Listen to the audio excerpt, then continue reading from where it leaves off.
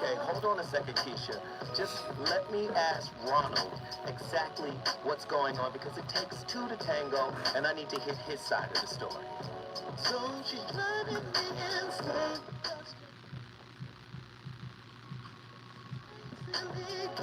Man, I'm about to bring the pain. We seem to fuss and fight every day and every night.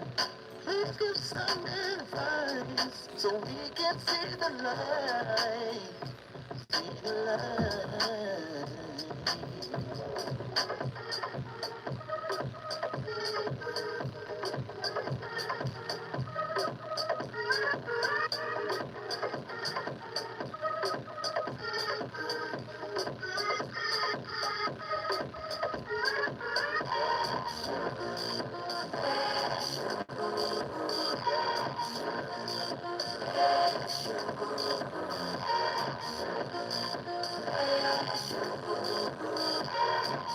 Blessings.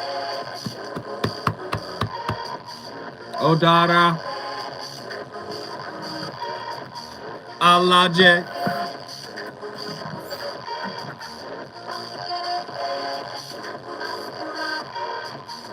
Lalu.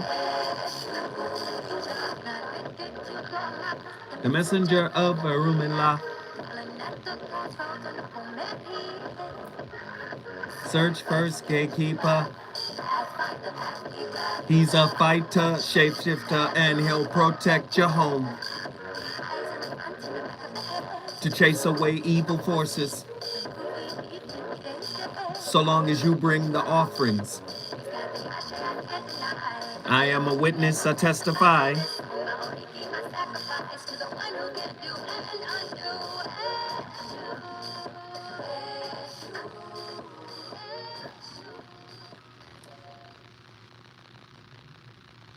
One of our deepest longings, deeper than we even perhaps recognize day to day, is that other people should acknowledge certain of our feelings. We want that at key moments, our sufferings should be understood, our anxieties noticed, and our sadness lent legitimacy. We don't want others necessarily to agree with all our feelings, but what we crave is that they at least validate them. When we're furious, we want another person to say, I can see that you've been driven to distraction. It must feel very chaotic for you inside right now. When we're sad, we want someone to say, I know you're unusually down, and I understand the reasons why. And when we can't take it all anymore, we want someone gently to utter, it's been too much for you, hasn't it? I recognize that so well. Of course it has. It all sounds desperately simple, and in a way it is. And yet how little of this emotional nectar of acknowledgement we ever in fact receive or gift to one another. The habit of not having one's feelings properly acknowledged begins in childhood. Parents, even the most loving ones, frequently stumble in this domain. It's not that they don't theoretically care intensely for their children. It's that they don't appreciate that true care involves regularly reflecting a child's moods back to him or her, rather than subtly pushing the moods away or denying that they exist. Here are some typical unacknowledging parent-child exchanges. I'm feeling sad. Don't be silly, you can't be. It's the holidays. I'm really worried. Darling, no, that's ridiculous. There's just nothing to be scared of here. I wish there wasn't any school ever.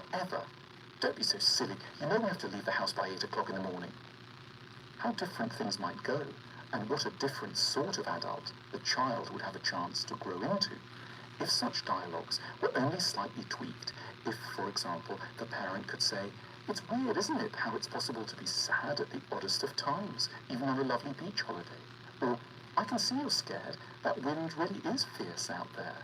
Or, it must be really horrible having double maths all morning, especially after such a nice weekend. there is one big reason why we don't acknowledge as we might: fear. The feelings we push away are all, in some shape or other, emotionally inconvenient or troubling or upsetting. We love our child so much we don't want to imagine that they might be sad or worried, lost or having a terribly difficult time at school.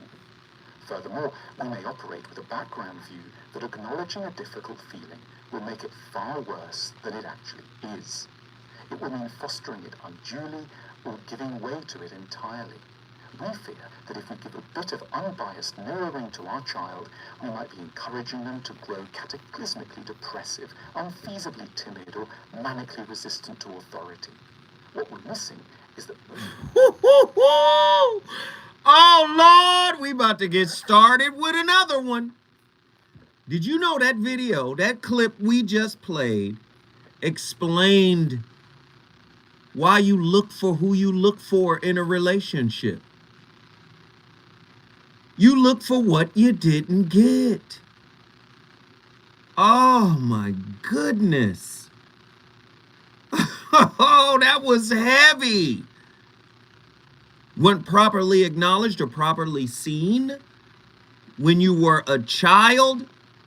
So you go out into the relationship world to be seen, to be heard, to be visible. Oh my God, tonight's topic. Listen, we about to get deep up in here. You know how I like to do.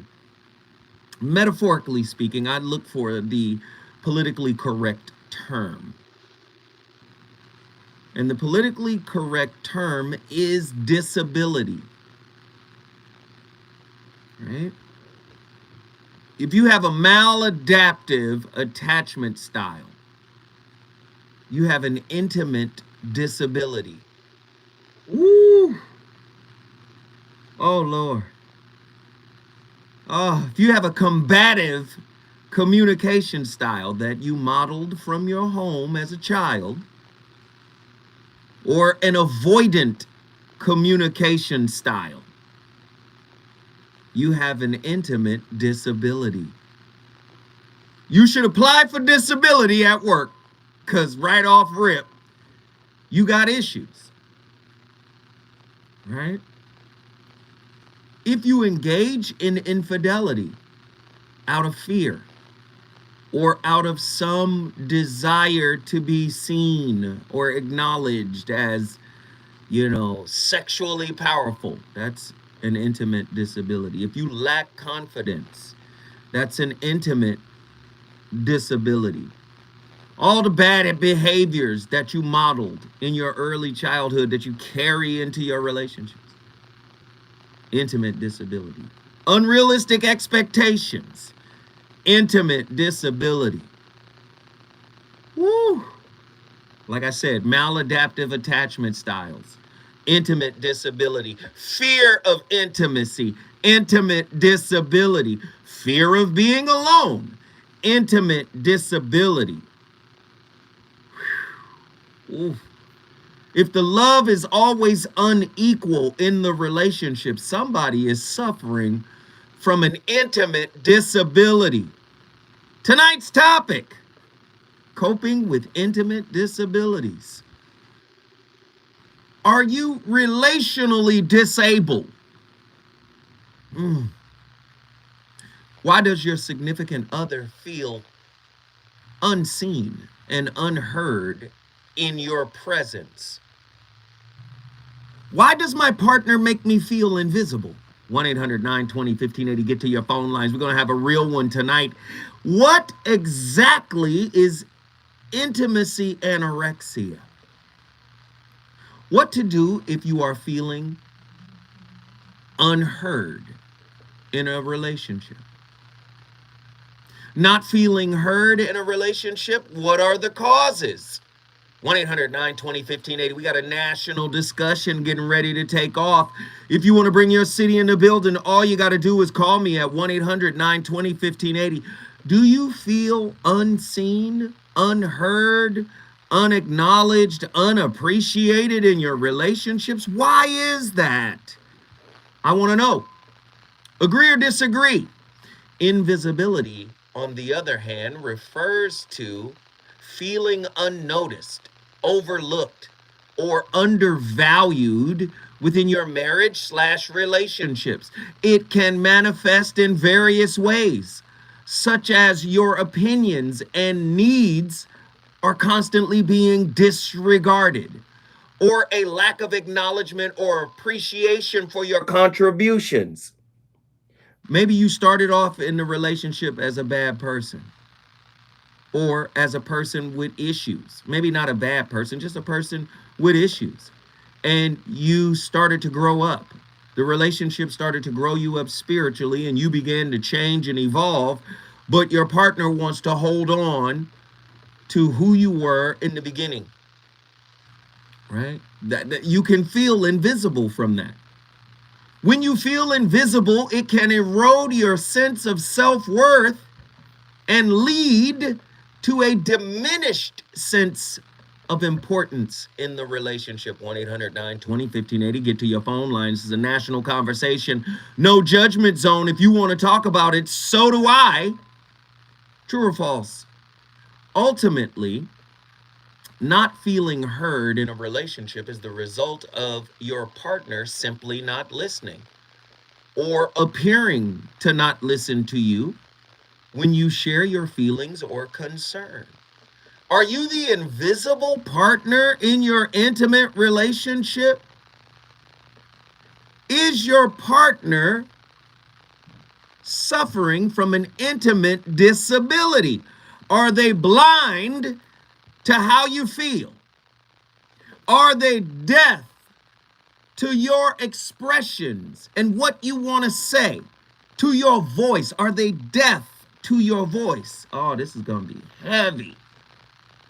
Woo-wee. Agree or disagree?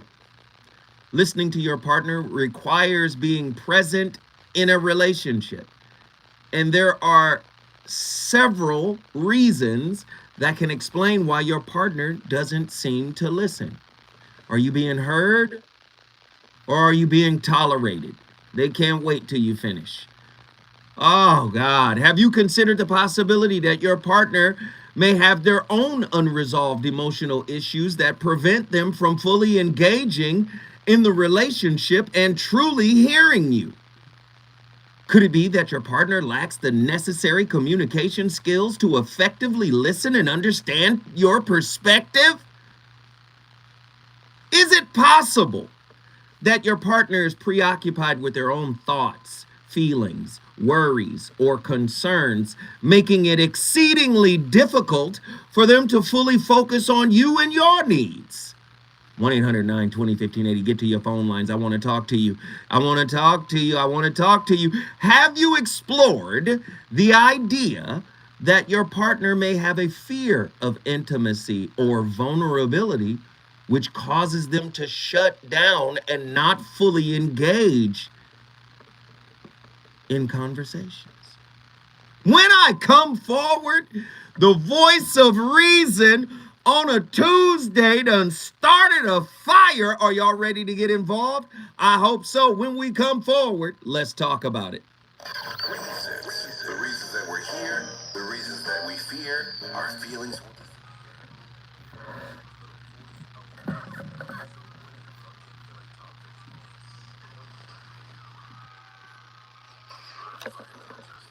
Did we set it up right? Did we set it up right?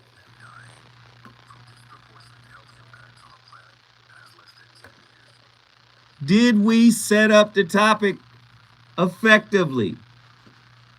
Can I get y'all to get to the phone lines? Everybody hit the phone lines. Everybody hit the phone lines. I want to talk to y'all. This is a conversation. Hey, what up, John Gilbreth? We appreciate you. Attila Phillips, Nzinga. I know my brother Truemonger is in here somewhere. Uh-oh. Uh-oh. I'll set it up right. Come on. Come on. Ibashe Ajay. Mojuba Ajay. Ibashe Eshu. Mojuba Eshu. Ibashe Ifa. Mojuba Ifa. Ibashe, Gungun, Mojubai, Gungun, Ibashe, Orisha, Mojubai, Orisha. Thank you, brother. Natasha Parker, Miss Bernard, please call in. I want to hear from y'all. Please call in. Jay Jimerson, what up? Them blessings coming in. I'm saying. Oh, in my commercial. I love my commercial. Listen up. If you're one of the more than 100,000 California tenants who were rejected or delayed when applying for COVID lurkers, say what's up. You've got a second chance. Under the terms of a new settlement, California's Housing and Community Development Department agreed to audit its past denials. The program ended in March 2022, but the advocacy live in a minute Alliance of Californians for Community Empowerment, Policy Link, and Strategic Actions for a Just Economy sued the department. According to the coalition's analysis of state data, the department rejected nearly 30% of all applicants. Under the settlement, the department agreed to clear all renters in the pipeline within 6 months. The settlement applies to anyone who sought assistance. I got you, brother. Housing is Key program before April 1st, 2022, whose applications is pending or was denied after June 6, 2022.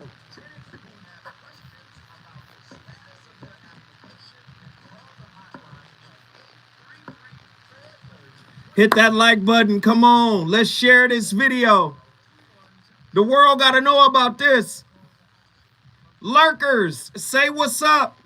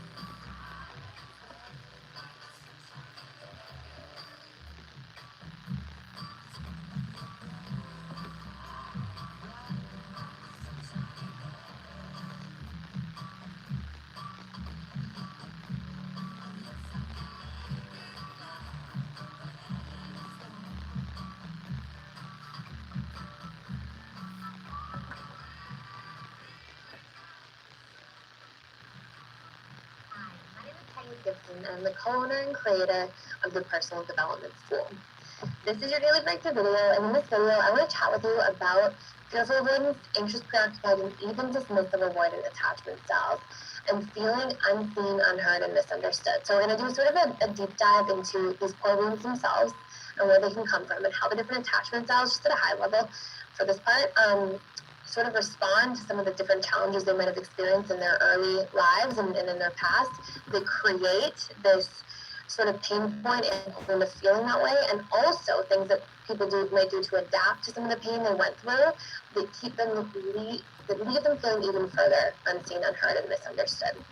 And I also want to touch on where their core wounds, those core wounds can activate along with them and sort of like entangle with to a certain degree.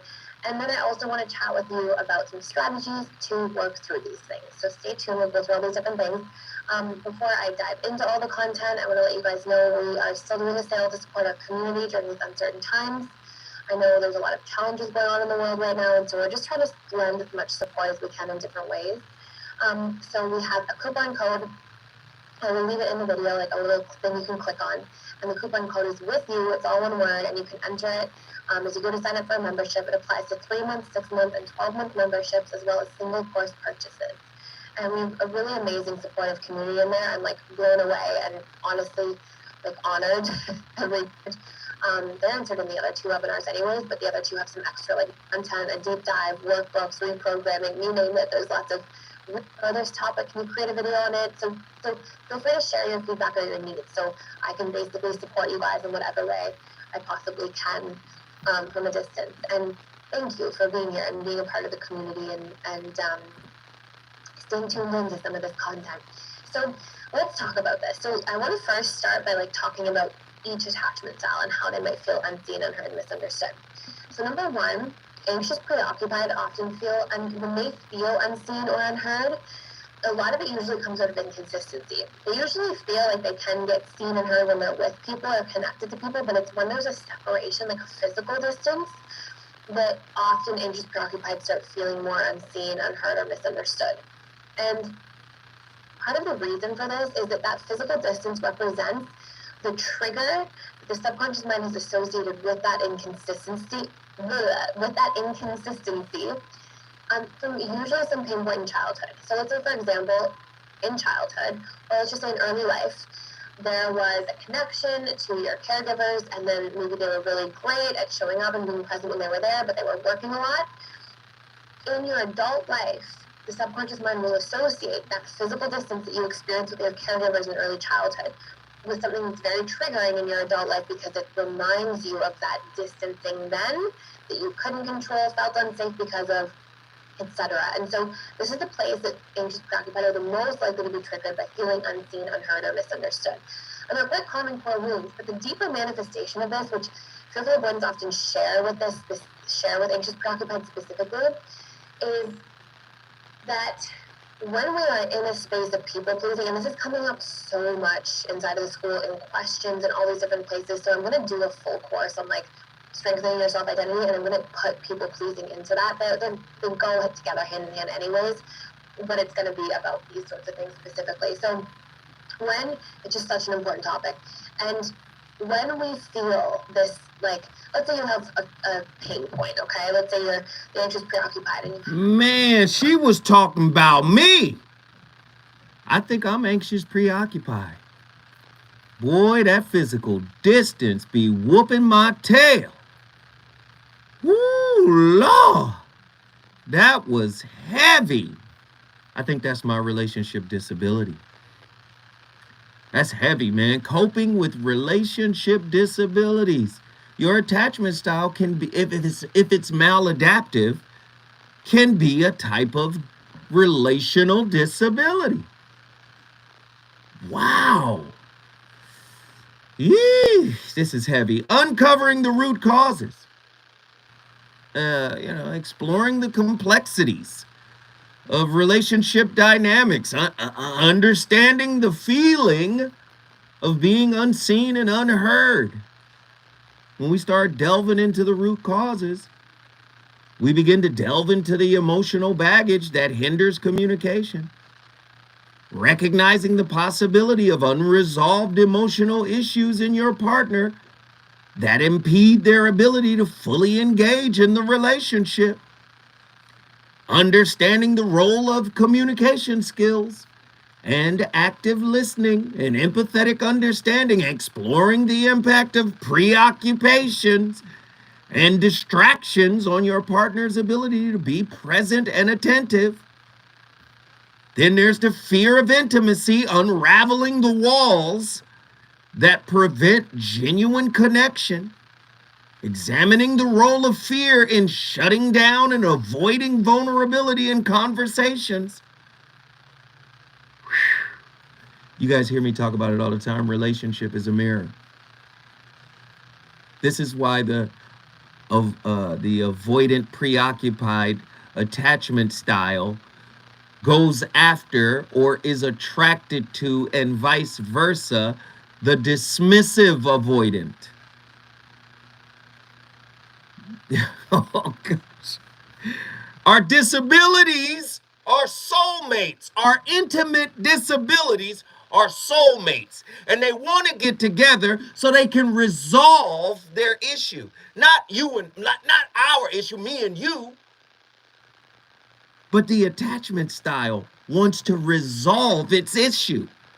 So it is attracted to its opposite. I don't know who I'm talking to tonight, but we're talking about intimate disabilities. This is heavy stuff. Are y'all ready for this? Could it be that your partner has a different communication style when they express care and support through actions rather than verbal validation? Have you explored the impact of attachment style on your partner's ability to listen and validate your experiences? Could there be differences in communication styles or expectations based on attachment patterns? People get on here and be talking about relationship. If your partner does this, where's the information to back up the anecdotal stuff?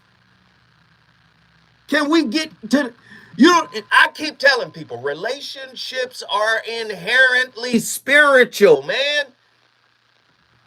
We getting with each other so we can resolve something in us.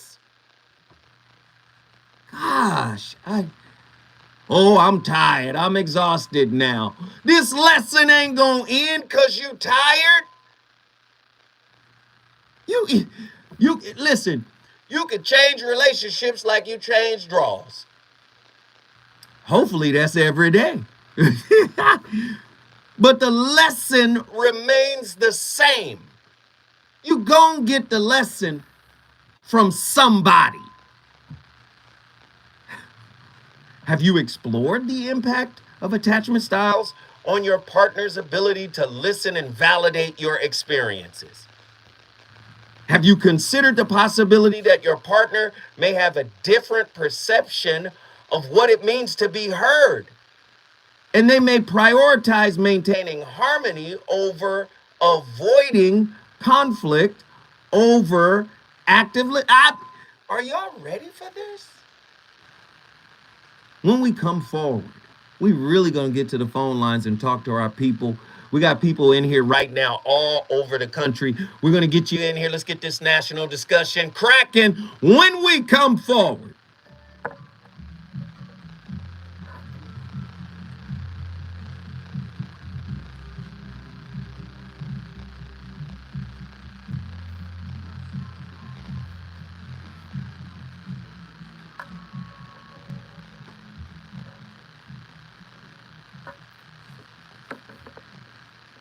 Ooh, your partner becomes your medicine. Wow. Attila, if you don't call in and say that right there.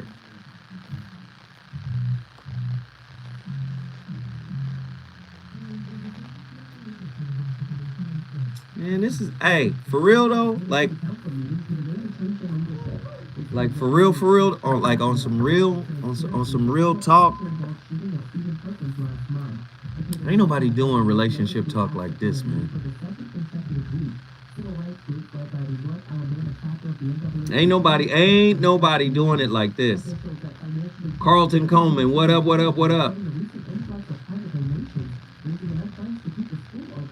That's why you gotta call in.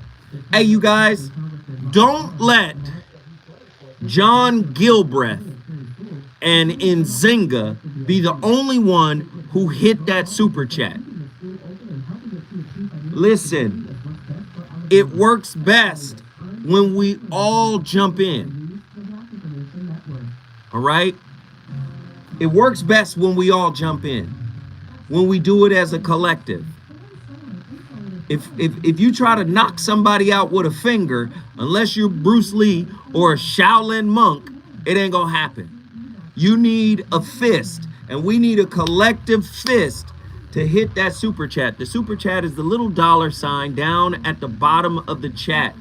All we ask is for $3 to $5. If you got it, please share it with us. But can we get everybody to do it? Not just one person. If you enjoy the content, if you enjoy the information, if you can take something away from this show that can make you a better person, that can make you better in your relationships, you owe it to us and yourself to just drop 3 to 5. You can do that for me. Can't you?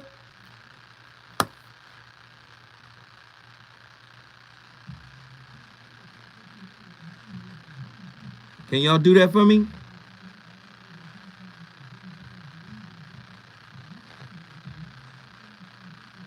and Fuse, come to the front. Twos and Fuse, come to the front. Join your brother, John Gilbreth, and your sister, Nzinga. Hey, thank you guys for hitting the like button. The likes look lovely. The likes look lovely. And listen, if you want to support your brother Zoe Williams, this money comes to me soon as you purchase the book. You can go to my website right now, MrZowWhat.com. We have 2 of these left. I'm going to the post office tomorrow. If you order a book from me tonight, it'll be packaged up and shipped out tomorrow. Holla at your brother Zoe Williams, man. Support some of the books that I've written. They're very powerful books. We've had all types of powerful thought leaders in this space support these books, like Mayumi McKinley, LCSW, licensed mental health therapist. She wrote, of course, the back page cover here, quote, talking about the book. And then, of course, the foreword is written by my friend, and hopefully yours, Dr. Alan Berger, PhD, right? And of course, a holographic relationship. I think Dr. Mark Goulston, wrote the foreword for the relationship dismount. Very powerful works, man. I want you guys to get in there and support your brother Zoe Williams. You know. Oh, the relationship dismount is exclusively available on Amazon.com. If you haven't read my books, you're doing yourself a disservice. I need you guys to get in there and support those books if you can.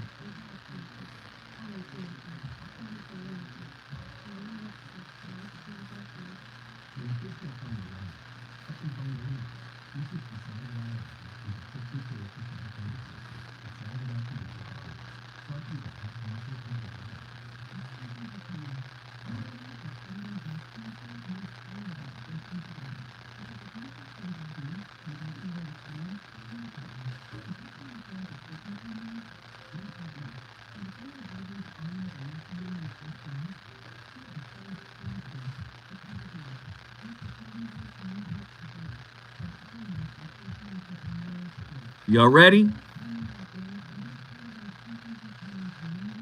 They are life-changing. I can't even front. They changed my life. Let me say, man, these books are like Michael and Prince's music.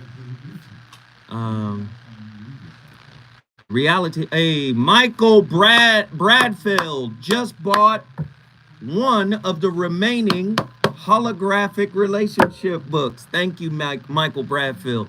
Like I said, I get that money instantly, so we appreciate it.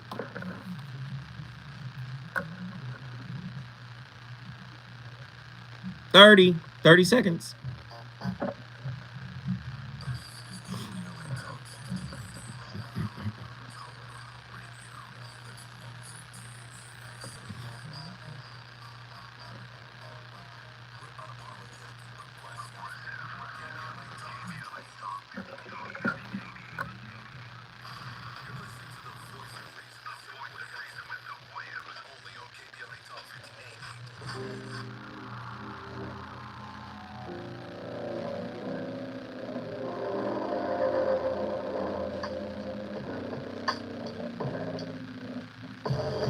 Just had a fight with my family over something trivial told. We really had confrontation, and I said that it was wrong. I think she get it from my mom. Her bitterness passed down the bone. Took the time when I'm coming out of trouble. She too offensive to listen to my pulse.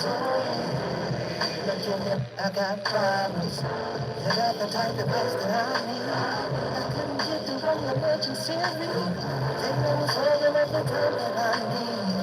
Between working or being so crazy, it's the time zone difference, don't need to between us. So I figured I'd call an enemy, turn the life down, mercy. I got plenty to be.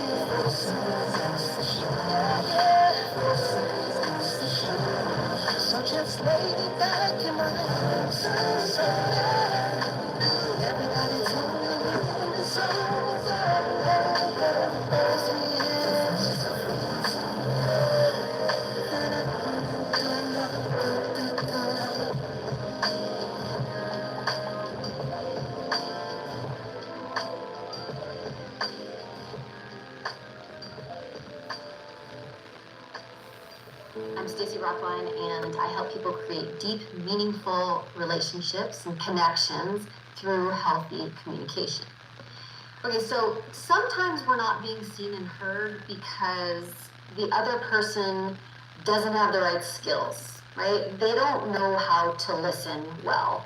They don't know how to acknowledge and validate somebody. Now, these are skills that you can pick up, and that can help. And if that's the problem, you think that's the problem, then you're going to want to grab those. This video, however, is about something small you can do if you feel profoundly unseen and unheard. I mean, if you feel that you've got a belief that that will never happen for you, if you feel invisible across all of your relationships, across all of your life, then you've got something bigger going on. There's still an action you can take. What can happen when someone feels that way is that acknowledging and validating doesn't work. They can come talk to somebody about like this big thing, this experience, this fear, a worry, a concern, a dream, a need, a desire, and they share, and the other person acknowledges, shows up.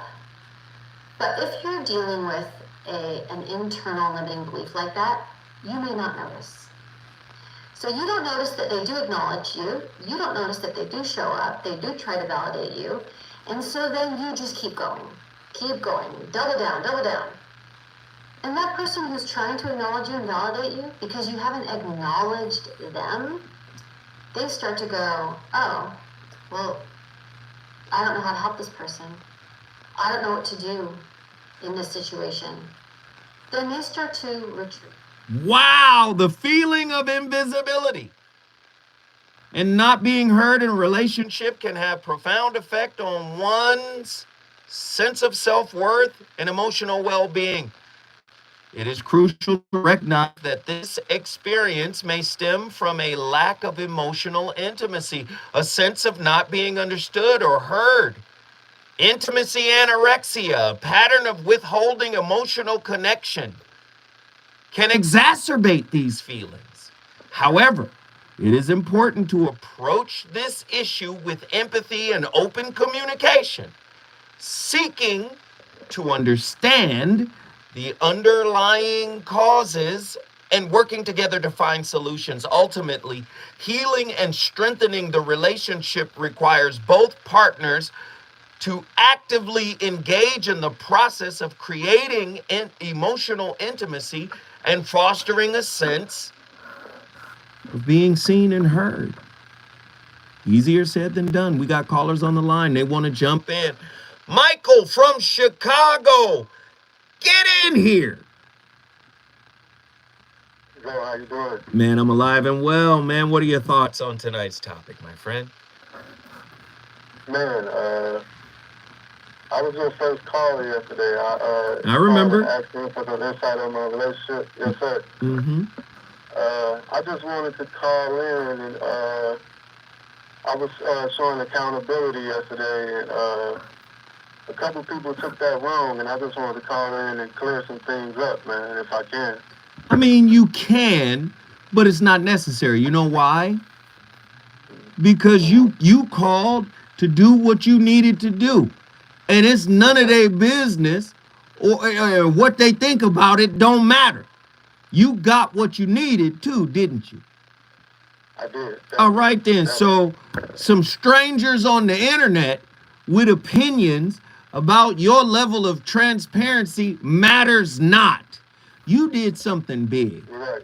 You did something big, man, because you know what? Most people, brothers in particular, won't pick up the phone and say, hey, man, I respect this brother over here.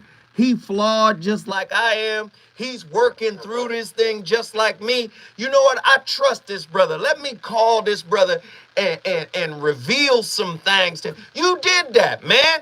You ain't got to go back and deal with a stranger you ain't gonna never meet to try to correct their perception of you. Damn their perception, brother. I definitely agree with that. I just didn't like the insulting part of being, reduced to a man that only thinks with this bottom region. You know, I'm way more involved in that. Yeah, but that's the internet, man. You know, the internet is like, the internet is the bottoms. That's where people go to talk confidently where they can't talk confidently in their real life. That's for sure. That's for sure. Do you understand, brother? So, Michael, man, don't waste your time addressing strangers and weirdos that ain't got nothing better to do but criticize a brother who is doing something that they would never garner the courage to do. Come on, Definitely, man. I appreciate that. Come on, man. You better get back to your woman, man. I'm proud. Listen, man, I'm happy your woman stayed. And I'm happy that you are taking responsibility for your infraction. And not only that, you're changing your behavior. Not only that, you've recommitted to her. Not only that, you're more self-aware because you fell. And now you got up and your woman is still there. Man, you listen, man. You know how lucky you are, brother? Man, honestly, Joe, I've been listening to you for a very long time. I'm 34 now. Since I was about 27, I've been listening to you, and I listened to your work before that. So you play a big part in my involvement as a man all the way. So all right, brother. that's why I appreciate it, man. Definitely, I appreciate that. All right, don't waste your time with these trolls, brother. Thank you for the call. You brought Chicago in the building. Listen, if you want to bring your city in the building, all you got to do is call me at 1-800-920-1580. What are your relational disabilities? What are your intimate disabilities? Sometimes mine, I would say mine, right? Sometimes I listen superficially. Now I hear everything and listen. I'm one of those people who can read a book one time and remember everything in the book, right? And I listen like that. I remember what you said, but I might not pick up the emotional impact of what you said because I'm so distracted and thinking of so many other things. That's one of my relational disabilities. And then later it'll come back to me and say, in that moment, I needed you present, brother. And I'll be like, yeah, but I heard everything you said. I remember I said blah, blah, blah. But nah, you wasn't there, really. That's one of my weaknesses. One of my intimate disabilities. What are yours? When I come forward, phone lines, we going to Oakland. We're going to South Central Los Angeles. And of course, we going to Austin, Texas.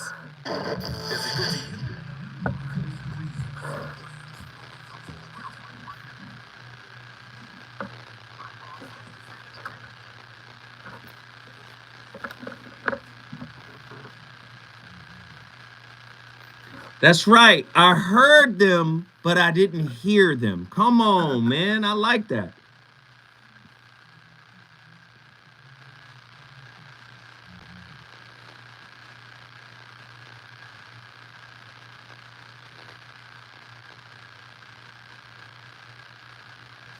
I said it earlier, Zoe, communication discipline is mine. Yes, sir. Truemonger, I'm guilty of that too. Yes, sir.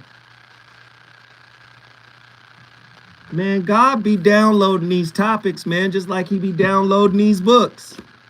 Can I get 3 people in here who hasn't bought this book? Who hasn't bought it? If you have not gotten a copy of this, can I get 3 people? 3 people buying this book tonight. I would appreciate it. Go to my website, mrzowhat.com. I think there's only 1 of these left.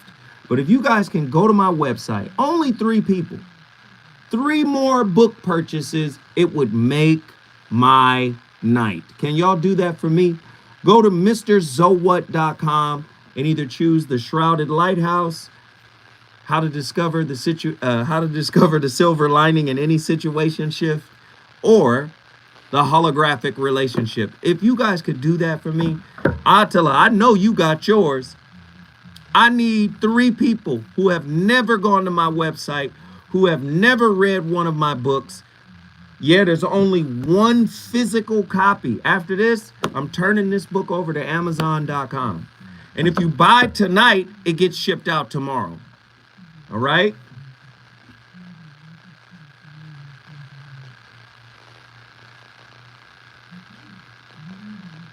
I'm just telling you right now. That's it. I need 3 people. And when I see the notification on the phone, I will shout you out. Go to my website, mrzowhat.com. Click the books. Purchase the books. I'd appreciate it if you guys show me that love, okay?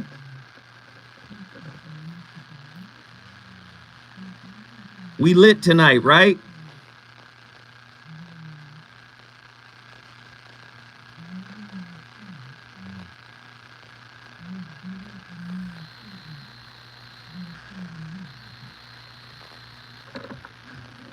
Here we go.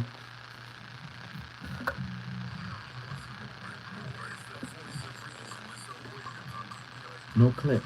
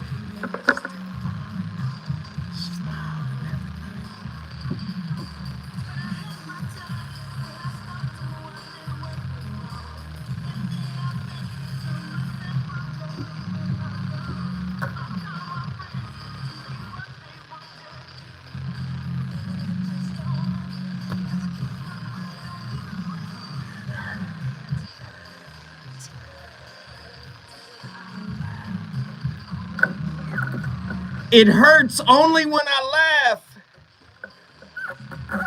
That's what 1991 sounded like.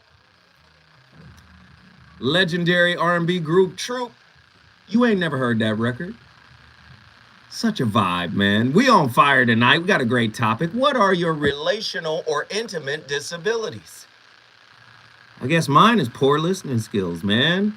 We got callers on the line. Let's get them on. Who's been on the longest? You already know. Sean, Oakland, California. Jump in here. Talk to me. Hey, brother, great show. Disabilities, many. I think one of the main things we all have to think about is acknowledging that, we need to improve on all levels, right? I mean, look, the whole point of us going through this life is to enjoy every moment. And time flies, right? Time flies, enjoy every moment. So when you're, have these disabilities, acknowledge them. Look, I got so many, I can't even tell you, but I will tell you. I mean, one of them is, my thing is I have a schedule in my mind, right? So I go through the schedule. And I'm doing it, and as it goes along, and then someone tells me to do something, right? And this isn't good. I'm just saying this is the way it is. And someone tells me to do something, and I'm like, okay, yes, I'll do it, but not on your schedule. You understand what I'm saying? Yeah, I hear you. Yes. It's hard. It's hard. So, I mean, what I would say for everyone is to make adjustments, because I've made all those mistakes. When someone comes into your mind has an agenda. Your mind has a routine. Your mind has a way of doing things. And then if you're really in a relationship, you love that person, and they tell you, hey, I need you to do this. It's really hard It seems so simple, right? Right. It seems so simple. Right. But it is not. It's not simple. Like, do the dishes. Like, clean the floor. Do, whatever they say. It Right. doesn't matter. Right. Your partner, right? If you can make that adjustment, which I learned after 30 plus years. I learned. You can't learn it overnight. But I would tell you, for the young people, if you can learn it now, it doesn't mean a woman telling you that. It could just be your partner. It could be, people you're living with. It doesn't matter. Just make sure you respect what they're saying, because they're saying it because they love you, but they want you to do this. Right. And it breaks you out of your routine, brother. Man. It breaks you out of your routine. Hey, you know what? I appreciate it. And guess what you just did, Sean? I'll tell you what. I just love you, Zelda. You're doing a great job. Thank you, brother. You brought Oakland, California in the building. If you want to bring your city in the building, you know the protocol. The number to dial is 1-800-920-1580. We have somebody in the chat right now, Natasha Parker. She says her intimate disability or relationship disability is not listening to learn. Yeah, that's a heavy disability. If you want to join the conversation, call us tonight, 1-800-920-1580. Who's been on the longest? Reggie, Austin, Texas. Get in here. What's up, Zelda? What I'll up? be real quick, man. I've learned that our disabilities often make the way for an entirely new set of abilities. Come on, man. That's what I was waiting on. Come on, Reggie. Let me get out your way. And just like people that may not be able to see very well, they can hear phenomenally. So if you don't feel like you're being heard, I would implore that you hear yourself. That you make a note of what you read, what you eat. The conversations that you have with yourself throughout the day. Nah, I'm not Just going make a note of Reggie. all of that stuff. I'm not going to let you off the hook. Yes, I agree with Reggie 100%. But here's another perspective and angle to what you're saying that I feel like needs to be a part of that. Learn how to hear outside or around the noise of your wounds. Many times, Absolutely. you see what I'm saying? Many times you can't hear what you need to hear because your ears are focused on the wounds cries, on your pains cry. And you so busy trying to satiate that pain and those wounds that you are not hearing the message that God is giving. Listen, man, you just said something, man, and you stay with me, Reggie. This is what Prince meant in the record, If I Were Your Girlfriend. Would you run to me if somebody hurt you, even if somebody was me? See, when we get hurt by the person closest to us, our ears are now not tuned in to what they gotta say. It's really tuned into the wound. Do you see what I'm saying? It's tuned into, I can't believe you did that. It's tuned into the image of who they thought you were. Talk to me, Reggie. Come on, get in here. Get some of this gumbo, man. Well, the presence of your wounds doesn't stop the truth that's there either. Your healing is there too. Come on, man. Just like your wounds are there. And so I think it's value in everything that we hear. It's value in everything that we go through. You just got to examine it and see what the value is to what you're going through. And that's where your healing is. Like it's in you. That's just the truth, man. And your voice means something. You're important. So that means your voice is important. And you just got to remind yourself of that. Wow. Man. Reggie, guess what you just did, my brother? But Austin in the building, right? Austin, Texas is in the building because of Reggie. Hey, get to your phone lines. Join this conversation. I want to know what your intimate disability is, man. this is a heavy conversation, man, because again, relationship is something you're going to always be in, even when you're alone, right? Even when you're alone. And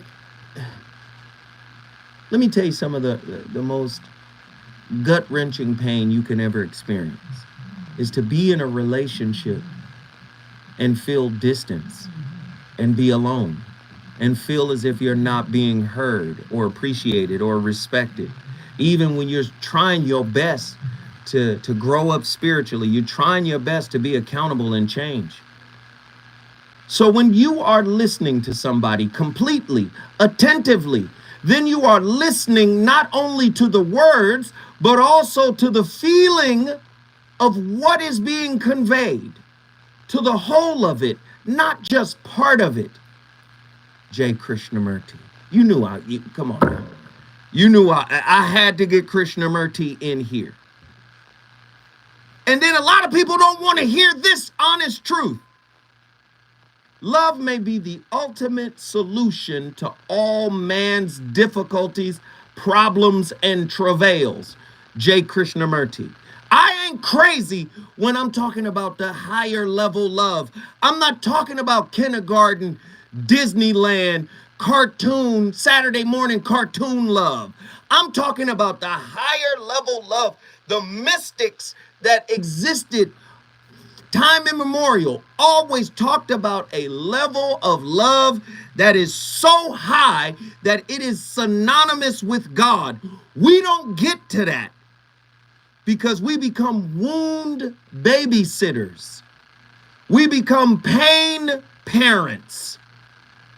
I know you didn't want to hear it that way. When I come forward, the heat shall continue.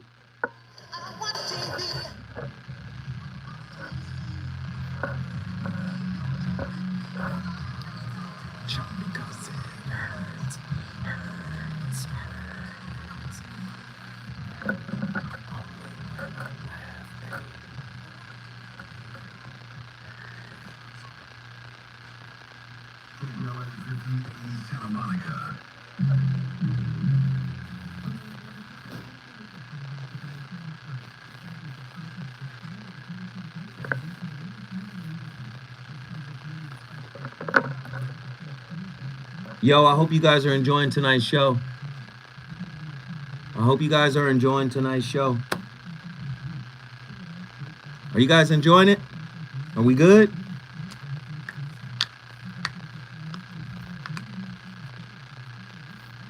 This week started off with a bang. Hey, listen, we're at 5934. I only got one book sale. I asked for 3 more. There's 50 people in here. You mean to tell me 3 people out of the 50? That's not even 1% of the people in here. 3 of you guys can't go make the sacrifice and buy 1 copy of my book. Please go support the book. Go to my website, mrzowhat.com. And don't forget, typically, if you're new to the show, if you're new to the stream, we try to hit $100 every show. Currently, we're at $60, which means collectively 50 people. If everybody gave 50 cents, we would get to, the mark that we need to hit. So it's not an expensive thing to do if everybody does it. I need 3 of you guys to go to my website, mrzowhat.com. I think there's only 1 of these left. Only 1. And then we're taking it over to Amazon.com. And then I got these. So go support it, all right? Become your cellmate. Does black love still exist? What are your bedroom turnoffs? Fantasies and fetishes. Financial infidelity. I'm dating a bad person. Are they worth the wait? Trust me, this gonna be crazy. How about the heavy stuff? The child wasn't his, and he still had to pay child support. It's a very heated topic. Oh, that right. Mama's baby, daddy's maybe. I just have so many questions I want to ask you. I was like, there's something wrong up there. We need help with vasectomy. I'm pregnant. Trail has ESPN come in and hit you with the bad touch routine. How does he maintain his composite? He likes it when it's pink in the lip. Why can't you open up, brother? I'm a karate man moves on the inside. They don't show their weaknesses. Yeah. How do you write William so well? So Williams, Reason and accountability. the voice of reason. Hey, what's up everyone? I'm Aaron. Welcome to The Counter Love, where we talk about the internal struggles and internal dialogue, the self-talk that's holding us back from getting the kind of love that we're looking for. Have you ever felt just like someone didn't really see you, they didn't really hear you, you felt not valued in a relationship, like no matter what you did, it just wasn't good enough?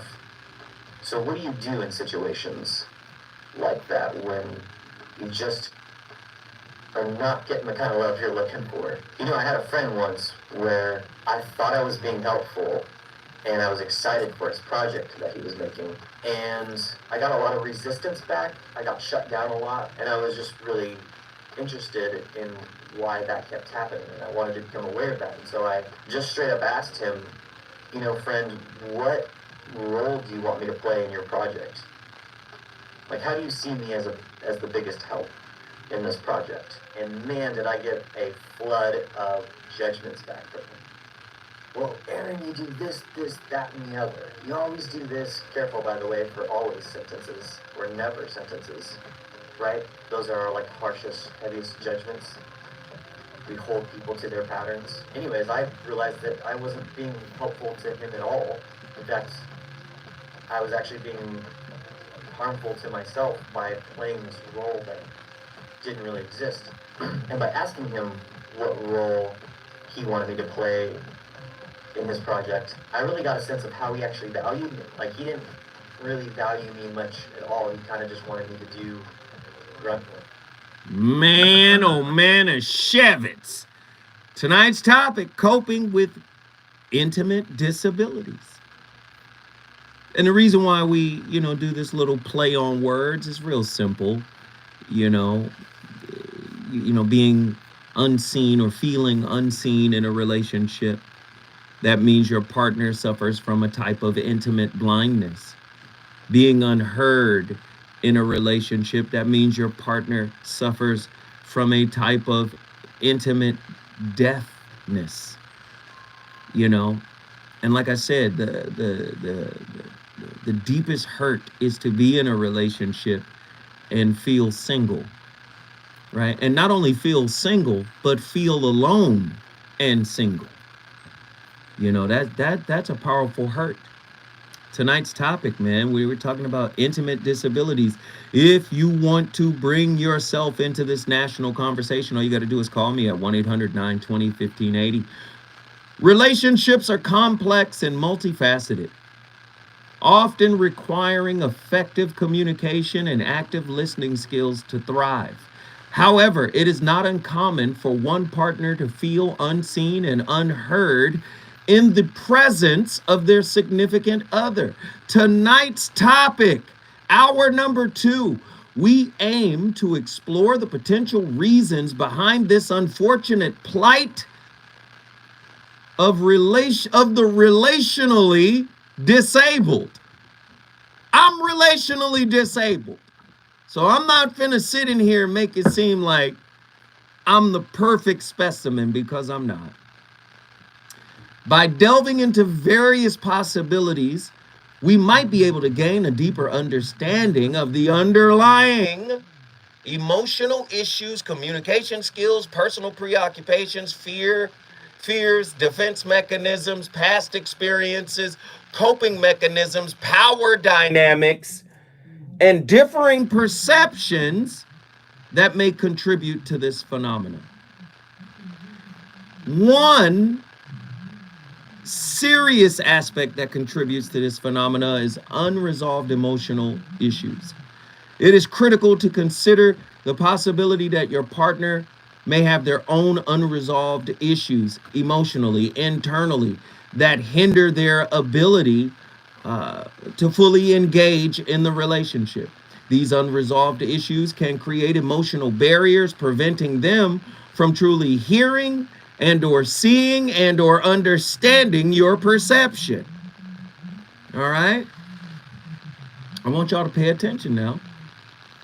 Lack of communication skills. Effective communication is the cornerstone of any healthy relationship. It is plausible that your partner may lack the necessary communicative skills to actively listen and comprehend your viewpoint. This deficit might hinder their ability to engage fully and contribute to the feeling of being unseen and unheard. Personal preoccupations. Individuals can often have their own thoughts, worries, and concerns that distract them from fully focusing on their partner's needs. Well, I truly believe you have to focus on your needs. You have to be the chief proponent of meeting your own needs. And then you can pour a little out of your cup once your cup has been filled by you. I believe that, right? Fear of intimacy or vulnerability. Some individuals may have a fear of intimacy or vulnerability, causing them to shut down and disengage during conversations. This fear it might stem from past experiences or a lack of trust, making it, super challenging for them to fully engage and listen to their partner. Right? Defense mechanisms. In an attempt to protect themselves from emotional pain, some individuals develop defense mechanisms that are designed to dismiss or ignore their partner's feelings and or needs. This defensive posture, behavior, can contribute to the feeling of being unseen and unheard, right? As their partner's emotions are invalidated and overlooked. Impact of past experiences. Past experiences such as unresolved trauma or attachment issues can significantly impact an individual's ability to connect and listen in a relationship. These experiences may create emotional barriers that hinder their capacity to be fully present and engage with their partner. But let me tell you this. There is no attachment style that is impenetrable, that cannot be reauthored by you. There is no childhood wound that cannot be healed. There is no communication style that cannot be reconciled. See, all of this stuff is soft programming. It might be hurtful, but that is the ultimate purpose of relationships. The ultimate purpose of relationship is to reveal the psychological or psycho-spiritual stuff in your shadow, brings it to the forefront so you can take ownership of it, love on it, and then transmute it into whatever you want it to be. You can go from an anxious, preoccupied attachment style to a secure attachment style. You just got to work at it. Especially if you want love, and you want to give love, and you want to receive love, and you want to be in love, and you want to have a healthy relationship, you have to be able to see, right, that this stuff that's coming up is yours to own and yours to reconcile. 1-800-920-1580. Get in here and talk to me. We got JW South Central in the building. Get in here. Hey, my brother. Yes, sir. How you doing? How you doing, my brother? Man, I'm alive and well. What do you think about tonight's topic, my friend? Oh, man, it is so awesome, man. Pretty much you said some of the things I wanted to interject, which is, just realizing, that you have to accept things as they are and then love the person where they're at. Now, I'm paraphrasing what you just pretty much stated. And one of my shortcomings when it comes to that emotional handicap of being dysfunctional, that's a term I like to use all the time. Well, wait, hold on, JW. Handicap is not the politically correct word to use. It's intimate. Okay. You're intimately disabled. Okay, yes, sir. Well, anyway, as I was about to say, I realized that sometimes I can pretty much be absent-minded and forgetful, and then with my overreactive imagination, which is a flaw, then I can pretty much, what's that term? When you, what's the word when you destroy something yourself, self-destruct, or whatever the word is. You talking about a self-fulfilling prophecy? You sabotage. There we go, self-sabotage. Self-sabotage, right. Okay, here we go. I had to gather my thoughts. So yeah, that's one of my flaws, and I realize that. Mm-hmm. And then when it comes to another person that may not have the ability to comprehend, or they shut down intentionally for whatever the motive may be, I can misinterpret that and say, well, I'm not an effective communicator. Because at one point when I was younger, I used to be praised by how I can communicate, or a woman gave me a compliment on a thing that was much older than me. She said, oh, you articulate your point well. And I didn't know the definition of the word articulation, so I had to go look it up. But the point is, I was able to communicate and converse and have an intelligent conversation. And I carried that, and I say pride, or, that ability throughout my life. And once I engaged here in present tense, or in real time, years later, I'm realizing I don't have the ability to be as effective as I thought I used to be able to, because I'm not getting the right results. But I realize it's not actually me, it's just the person, because they're up in age, and Alzheimer's or dementia, things of that nature, and I have to catch myself and realize that, hey, you got to love the person where they are. And I think about the fruits of the Spirit in terms of love, joy, peace, and the key word is long suffering. And I have to be kind and goodness and faithful, and have self-control, because I found myself becoming emotionally out of control. But that was one of my weaknesses, and I had to catch myself. But the point I keep wanting to reiterate is, I'll be absent-minded and forgetful, and I'll repeat the same routine, and I'm wondering, am I insane?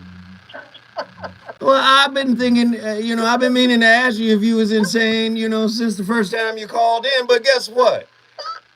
We all a little crazy, brother. It's called human experience, my brother. But yeah, I have to embrace that and just realize, that I have to, like what Brother Cornell was saying, you have to learn to fail and fail better.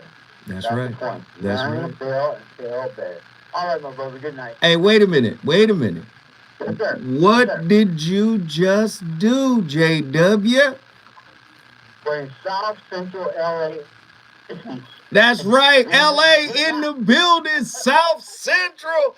Listen, if you're in Pasadena, if you're in Pomona, if you're in Pacoima, if you're in Long Beach, staying on point, where you at? If you're in Culver City, Inglewood, if you're in DTLA, if you're in Hawthorne, Los Angeles, show your love for the voice of reason. Get in here, make your presence felt. The phone lines are open, and of course, this is a non-judgmental space. I want to talk to you.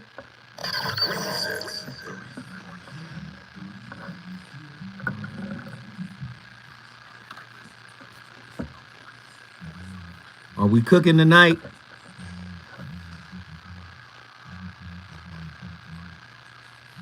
What girl? What are you talking about? Who are you talking about? Lovers and lurkers, for real, my girl ain't came in tonight. Who you talking about?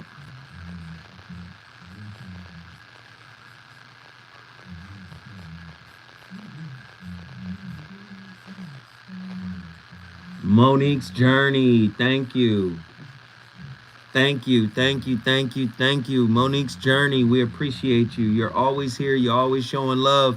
And you just took us to oh, you talking about I'm staying on point. Yeah, hey, we should call out Nikki from the SIP. Nikki from the SIP would be great tonight. Yes. Yo, Monique, you just took us to 6433. And I'm going to say it again, family. We only got one book sale. I mean, we only got 2 left. What in the world?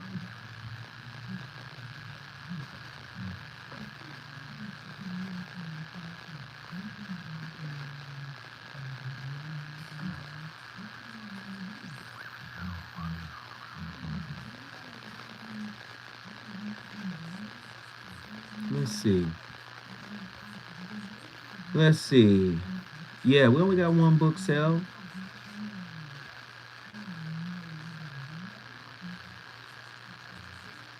That's all we got. Michael Bradfield.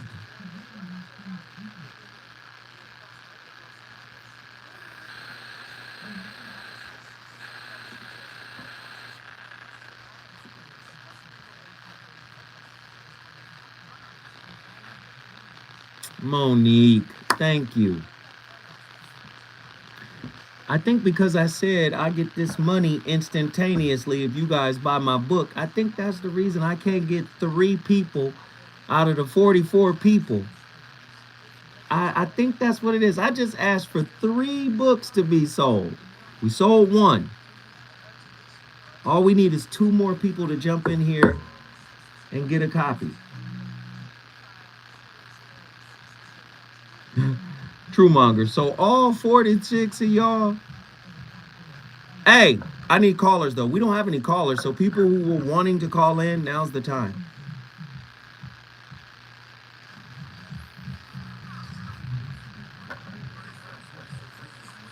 Callers, call me.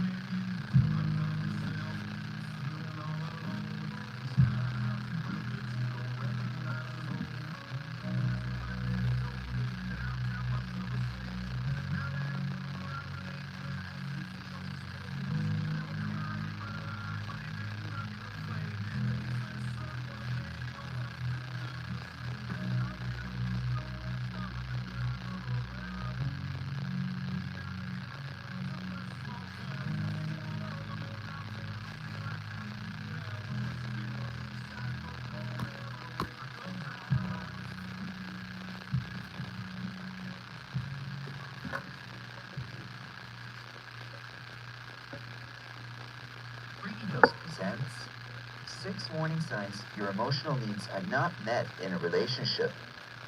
Everyone has different priorities when it comes to relationships. Whether you want someone who can give you great advice or make you laugh during tough moments, you have expectations. Once you get to know someone who meets those expectations, you might think you've got it all. And while your partner's qualities may look great on paper, it's important to recognize that there's more to a relationship. The ability to meet your emotional needs is an essential trait that your significant other must possess. Most human beings tend to gravitate to the same basic necessities in relationships, such as attention, volition, connection, security, and independence, to name a few. However, each individual has different emotional needs and unique values. And every person also has their own strengths and weaknesses when it comes to meeting those needs for the partners. Expecting your partner to fulfill every single one of your emotional needs is unrealistic, especially if the relationship is new. But your partner should support you in the ways that matter most to you. If you're experiencing issues in your relationship, you might chalk it up to behavioral problems and move on. However, these problematic interactions are often triggered by unmet emotional needs. Here are 6 signs to watch out for. Number 1, you daydream often. It's normal to daydream about the future. You might think about the adventures you want to plan, the places... Ladies and gentlemen, the VOR back in the building. We dropping jewels tonight. You know, this is a heavy topic. Coping with intimate disabilities. This ties into my thought process and the idea when I say we're all works in progress, right? We're all works in progress. So in a way, we're all relationally impaired to some degree. Some more than others. But we all have work to do. The caller before JW was talking about it was our guy Reggie from Austin, Texas, and we were talking about the attachment styles. And then I saw in the chat where Pretty Brown Mimi was basically saying she's not really familiar with the attachment styles.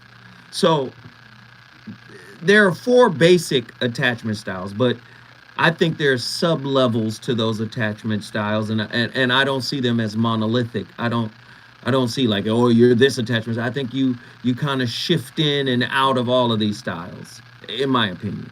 But based on your primary caregiver, now this is a concept that was created by a man by the name of John Bowlby. Then later Ainsworth comes in with the strange situation where it was an experiment with children, you know, babies, leaving them in a room. The primary caregiver leaves, you observe how they act, and you know, and this is how you ascertain what the attachment style is. Now, the attachment style is believed to be developed in early childhood and is influenced by your primary caregiver. Now, primary caregiver is just a catchword, in my opinion. That's mama, your mama. Okay, we're gonna do that. Okay, so you have secure attachment, which, if you look at it in terms of this, secure attachment is this: thoughts about oneself. If you're securely attached, you have positive thoughts about yourself. So these are the characteristics of secure attachment, okay? Healthy boundaries, mutual trust and support, controlled conflict management. That's a securely attached person, okay? I want you guys to pay attention to that. Then you have anxious, right? Anxious attachment, fear of abandonment. That's me. A foster child. That's me, right? Fear of abandonment, needs, you know, validation, external validation, and will get a lot of self-worth and self-esteem from a partner who validates me. Now, when I was younger, I was really a mess, you know, but as an adult and understanding where I started from, you understand, you know, I'm able to have moments of secure attachment. I haven't mastered it yet. Then you have dismissive avoidant, right? Dismissive avoidant. And they even have a 5th one, which is disorganized. It's called disorganized. But dismissive avoidance, these are attachment styles. Avoids intimacy and vulnerability. Commitment issues. Guarded and closed off heart. That's the dismissive avoidant. Why? Because somewhere along their childhood, somebody missed a moment to validate a negative emotion that they had. Okay? Not a good emotion, a negative emotion. In other words, dismissive avoidance didn't get a chance to experience the full spectrum of how they can feel, because some emotions were accepted while others were not. And with that happening, the dismissive avoidant goes inside and starts to self-soothe, take care of themselves, love on themselves, right? They carry this into relationships. So typically they attract the anxious preoccupied. So the anxious preoccupied loves the dismissive avoidant because they're laid back and cool and chill, right? They love them. But when the dismissive pulls back, the anxious avoidant leans in. And leaning in feels like being chased to the dismissive avoidant. And the dismissive avoidant doesn't want to be chased. They don't want it to be fixed. They don't want you to help. They have grown up taking care of their own emotions. Whereas the anxious, preoccupied, can I help? How can I help? How can I fix it? Don't leave. Wait a minute. Where are you going? Hold tight. We can work it out. You see? The dismissive avoidant is like, that's too much. You're crowding me. I can take care of myself. You understand what I'm saying? Does that make sense? And then finally, you have something called the fearful avoidant. Fear of rejection, hard time trusting and relying on a partner, and very low self-esteem. Needless to say, anxious, dismissive avoidant, fearful avoidant have a negative thought process about themselves. This is the attachment style. Now, I don't believe it as the gospel of Christ, but it is an interesting framework for you to look at what your attachment style just might be. When I come forward, we're talking about intimate disabilities. What are yours?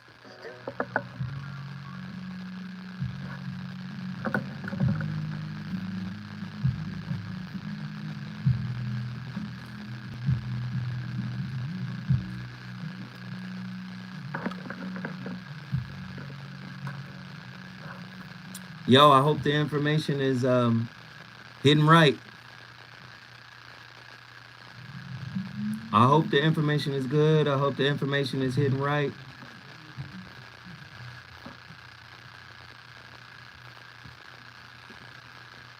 I hope the information is good. I hope the information is hidden right.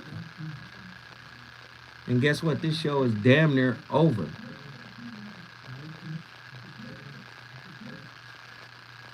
Chief Cole, what do you mean? Where do you start? What do you mean? I need y'all to call in. We literally have no callers today. And you had to state this? Why, Zoe? Was it bad? It's hidden or whatever. Ha!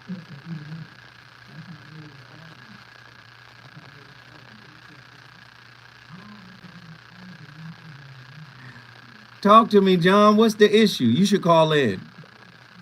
Where's Atala? Natasha Parker, I need you to call in.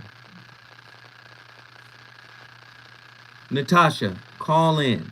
I want to talk to you. Atala, call in. I want to talk to you. Get in here. Hey, Ridiculous, I think you purchased a book, man. Was that you?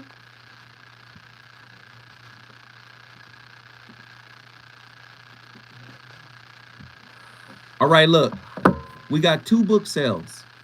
All we need is one more. Do we have one more person who would purchase a copy of the book?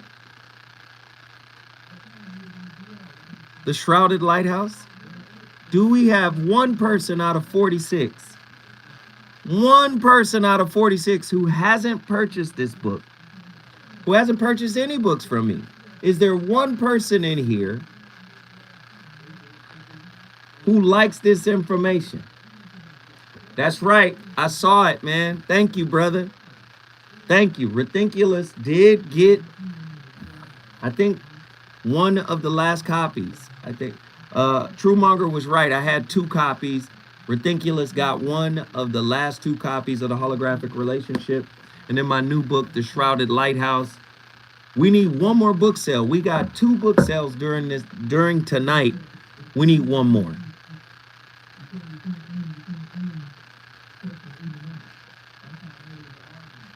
Truemonger is on the line. I see you, bro. That's right. I know you working. That's right. You told me that.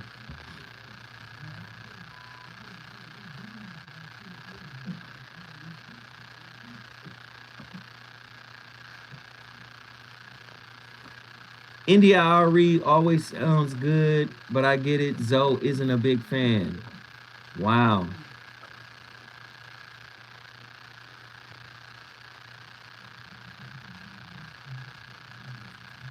Why Mimi always come in here with smoke?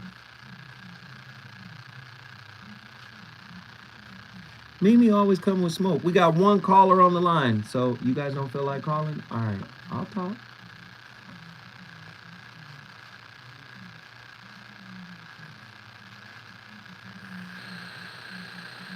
This ain't the Mimi really be tripping. Hey, Andy, what's the next one?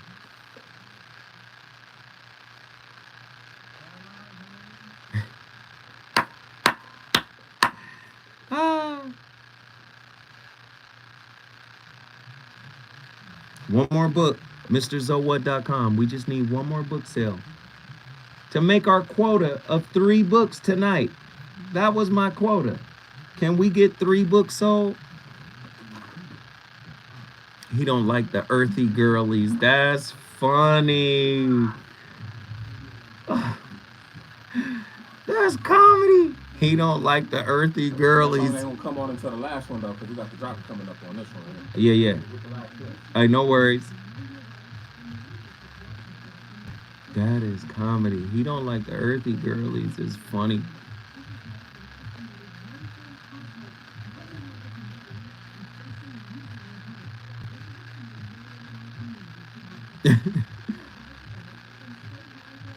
I feel like that's code for they don't shave.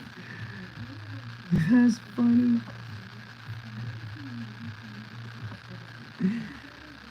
I don't know where this person gets that from. I don't. He don't like the earthy girlies. That's comedy. No deodorant. And Zinga, call in and talk to me tonight, hon.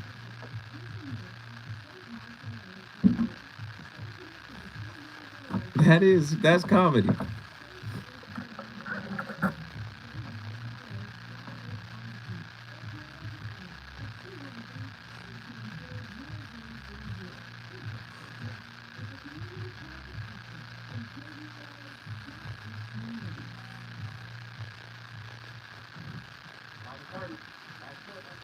Here we go.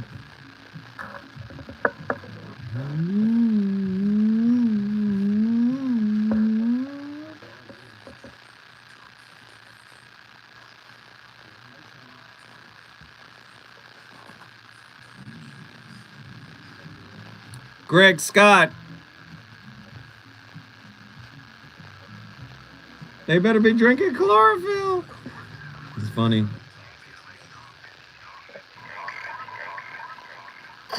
You're listening to the voice of reason with Phil Williams. Only on KBLA Talk 1580.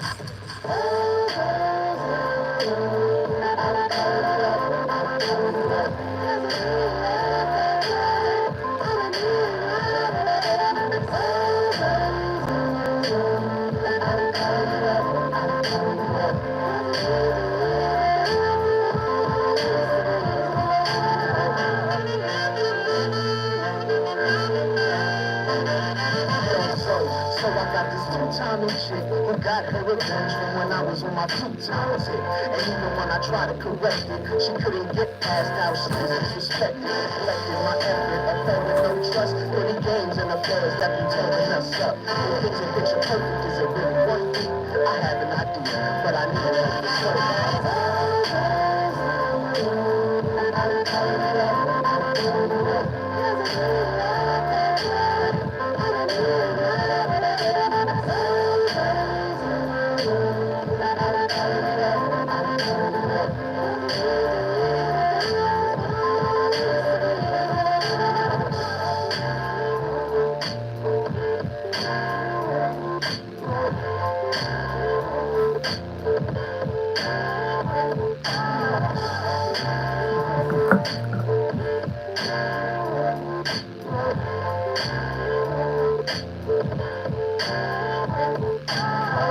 The loneliest you'll ever feel is not when you're all alone.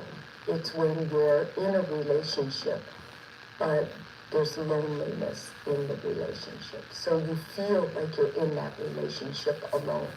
Unfortunately, this is something more and more of us psychologists in the practicing field are seeing among our couples. Normally healthy couples are coming in and just saying, we're lonely.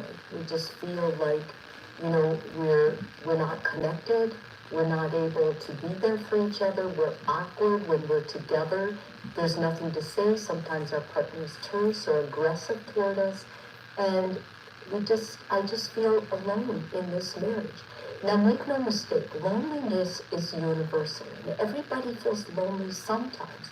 But when you feel lonely constantly and you're in a relationship, that's a red flag that something is not going well. What I like about loneliness is it's a time that you can reflect and you actually can fix this issue and you can restore the marriage. But like all things, it takes your partner committed to the same goal, which is to add closeness. I'm going to go through several things that initiate or cause loneliness, because it doesn't happen all at once, as you can imagine. It happens over years. It's obsequious. It just sneaks in. And before you know it, you feel alone. And it has nothing to do with an empty nest, although that can make people feel alone for a while. But it has more to do that there's no connection, no spiritual, no emotional, no physical connection between the couple. And that's when you know you're alone in a marriage. And it feels even worse because when you go places, other couples are not that way. And it's abnormal. You used to not feel that way. Okay, here's what causes it. If one of the partners becomes bully or territory, they start terrorizing you. If you say something, they jump on it. And that causes you to be defensive or withdraw. And this is what happens with couples who are lonely. Instead of pulling together, they start pulling. They're antagonistic. They're working against each other. And that's not going to be helpful for the relationship. A strong desire for emotional support. If one of the partners wants emotional support and they know they're never going to get that from their partner, they begin being silent. They back away. They become more private in their matters. They're talking to other people. They don't rely on their partner anymore. A loss of physical touch. When's the last time you touched your partner? When's the last time you kissed them or had sex with them? When's the last time you went walking and held hands? If you don't do this anymore in your relationship, you may be finding signs of loneliness among the two of you. Insufficient time spent together, like you don't value your time together.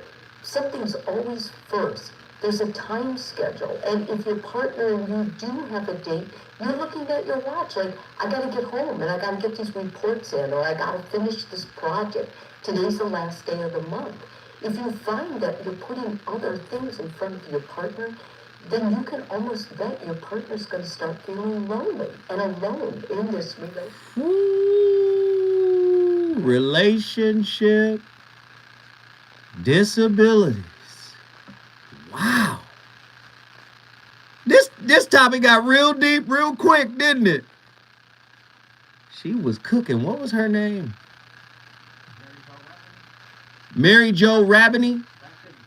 Rapidney. Heavy. Heavy. That is a potent kind of loneliness when you got somebody, but you ain't got them. Sheesh. Coping with relationship disabilities, intimate disabilities.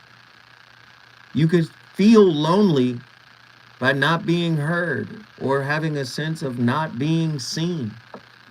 We got callers on the line. Let's get them in here. Who's been on the longest? True Monger, Dallas, Texas. Get in here. What are your thoughts? Man, just throughout the whole night, I've been hearing stuff that I've been guilty of, and I've had done to me. Yeah. Feeling like you haven't been heard, like your feelings don't matter, like what's going on with you doesn't matter. So you do tend to get silent, and then you put your guard up. You feel like you can't open up with this person anymore for whatever reason, and things can go sideways real quick. Mm. You know? Mm. But we've always dealt with it to some degree, and that's where communication really plays a big role. At some point, either you're going to try to understand one another while you're together, or you're going to have to go your separate ways to figure out what's going on. And it might be a good chance, a good thing for you to do that so you can reflect and figure out what's going on your end. Mm-hmm. Why you react the way you react and respond to certain things the way you respond to them. Right. Because at the end of the day, you got to be accountable for your actions. You can't always be accountable for your partner. Like I said, they may be going through things that you have no idea about. And you're not even aware of it. Yeah. Right. And they could be taking that out on you, and you don't know how to respond to it because you don't know where it's coming from. Right. Heavy and stuff. If you tend to try to dig and find out, they may get offended by that. Because they may not be ready to even discuss it, because they're still processing it. Right. Even though it may be years or decades after the fact. Yeah. So you're almost, in some cases, you're almost in a lose-lose situation. Right. If you're not trying to work on Yeah. it. Heavy stuff, man. What did you just do, True Monger? What did you just do? Well, Dallas in the building. Dallas, Texas is up in here with wisdom. Back to Krishnamurti. Relationship is a process of self-revelation, of self-knowledge. This self-revelation is painful, demanding constant adjustment, pliability of thought and emotion. It is a painful struggle with periods of enlightened peace. See, people want to play with you. Let me tell you why they want to play with you. They want to come into your life and enjoy the ease of your life, but they don't want to enjoy or don't seek to engage in the dis-ease of your life. People want to date a good time. They want to date something that is ephemeral. Don't you know a good time is like cotton candy? Soon as it touches your tongue, it evaporates. That's why we have a book called a photo album with memories in it. You see, a good time does not last all the time. But a good relationship understands that it's good because it stood the test of time and everything that we've been through. See, people want to play with you. They want everything to be easy. But that's not the way life has it set up. Life has relationships set up to exacerbate your spirit for the process of spiritual maturity. The process of spiritual maturity comes from being rubbed the wrong way. Read it again. Relationship is a process of self-revelation, of self-knowledge. This revelation is painful, demanding constant adjustment, pliability of thought and emotion. It is a painful struggle with periods of enlightened peace. Don't you know the average person will throw away those periods of enlightened peace so they can stay in a space of quiet? They'll choose quiet over peace all day in America. Because quiet requires no work. It just requires you pulling the blinds down.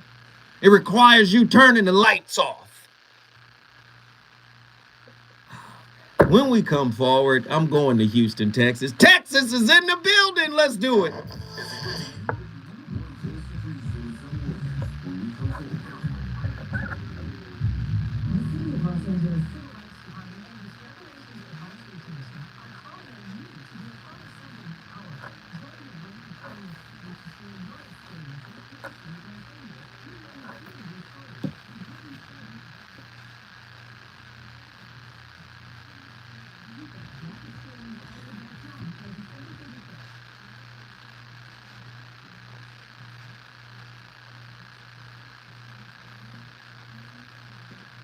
Is it right? Are y'all good?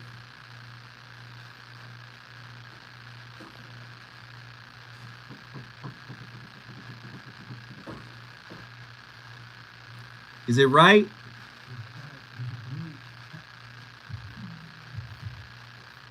You like that, huh? Yeah. You under dig? Y'all enjoying tonight's topic? Talk to me. Talk to your brother.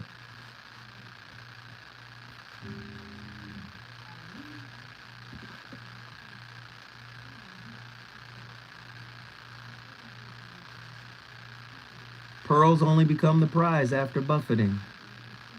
Yeah. Yeah.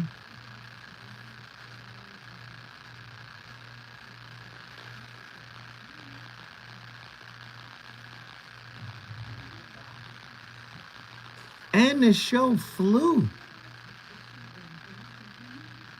All the shows be fire, Mr. Zoe. I try to keep the level up.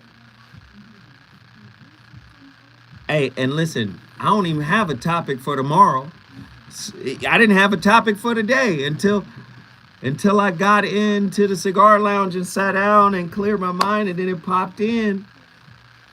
But yo, if y'all got topics y'all think I should hit, holla at me.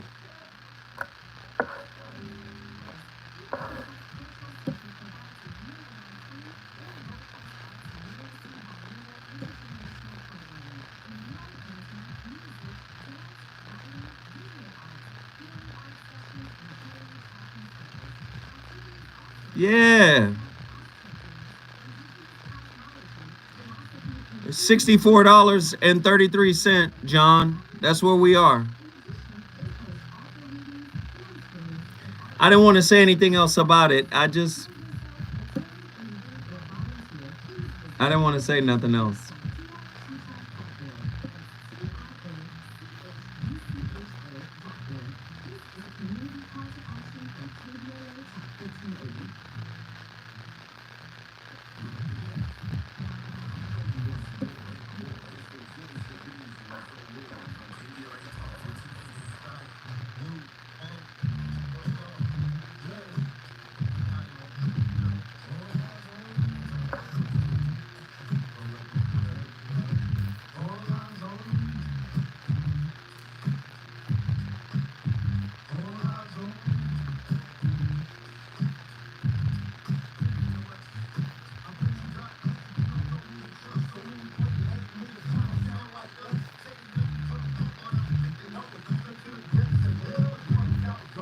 Woo!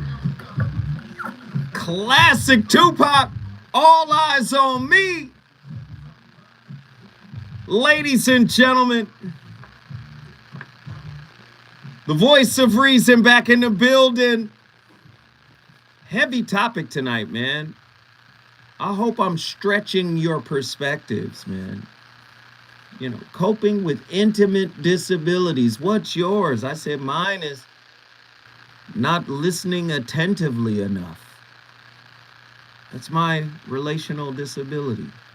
I get so distracted with so many other concerns and things going preoccupied, so many other things going on in my life that I tend to miss the emotional content of what's being said to me unless I'm really tapped in. I have to be tapped in.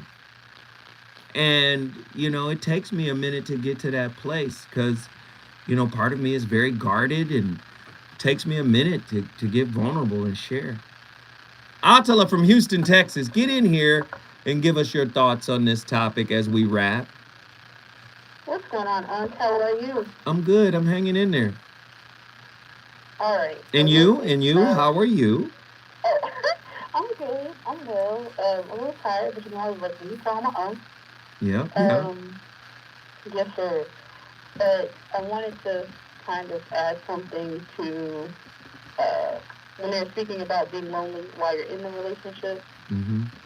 Something that I struggle with, and I guess this is like my handicap, is loving through injury. And I'm not speaking about mortal injuries. I'm more so mean hurt. You know, the minor ones. Yeah, loving through hurt. That's common. Maybe that's our topic tomorrow. Ooh, interesting. Well, I'm a person that retreats, so I'm definitely guilty of, you know, the stonewalling, everything that they kind of discuss. And I've seen it come up in two situations, different. One work, one relationship. And I think something that's been pivotal for me in trying to process those situations is that the role that I play in the situation is not lessened just because I was offended. So just because I was let's do this tomorrow. I'm good. I await your 5 questions. Attila from Houston, Texas. She brought her town in the building. Listen, it's too late to bring your town in the building. The voice of reason has some things to share with you. We are all, to some degree, relationally impaired. But we are not permanently impaired. Right? We are not permanently impaired. Can I tell you something? You are all born with a solution in your spirit. In relationship, your significant other is the polar opposite of the solution that you carry in your spirit. The person comes into your life to ask your central nervous system, your inner child, your unrequited wounds, a question that is buried so deep within you that it is unbeknownst to your conscious mind. The great Krishnamurti put it this way: to ask the right question is far more important than to receive the answer. The solution of a problem lies in the understanding of the problem. The answer is not outside the problem, it is in the problem. So the problem comes into your life, and instead of saying, the answer in me called in the problem, the solution in me called in the problem, so that I can reconcile it from the inside out. This is why relationship is so important. But we preempt our lesson, you know, because we have free will. We have the power to say, you know what, I didn't sign up for this. You know what, I thought this was going to be that, and it wasn't that, and it turned into this, so now I don't have an affinity for you anymore. So I'm going to start this lesson over. But Krishnamurti hits you in the face again and says, but inwardly, we are as corrupt as the person who sits in office and plans wars. Because we want to be somebody in the family, in the group, in society, in the nation. We want to be acknowledged by the outside toxicity. So you now have to ask yourself the real question, right? Have your intimate disabilities become a part of your identity? They don't have to be. They're there for you to heal. They're there for you to reconcile. They're there to help you level up spiritually. I know we want our relationships to be easy and comfortable and free and all of that, but that's just not how they're set up. Do you understand? They're set up to push you. And I need you to understand that. I need you to accept that. Right? Please accept that. Most people have lost that relationship with nature. They look at those mountains, valleys, the streams, and the thousands of trees as they pass by in their cars or walk up the hills chattering. But they are too absorbed in their own problems to look and be at peace. We're afraid to do that with our wounds. How you want to be seen and you won't look at your wounds? How you want to be heard and you won't hear the cries of your own unresolved issues? You call in a person who is ignorant to those cries as well. Listen, I'm Zoe Williams, the voice of reason. I started the conversation. It's up to you to finish it. I love y'all. Appreciate y'all. I'll be back tomorrow with another slapper. And guess what? Jill Monroe, RSVP with Jill Monroe up next to keep the fire lit. I'll holler later. Deuces.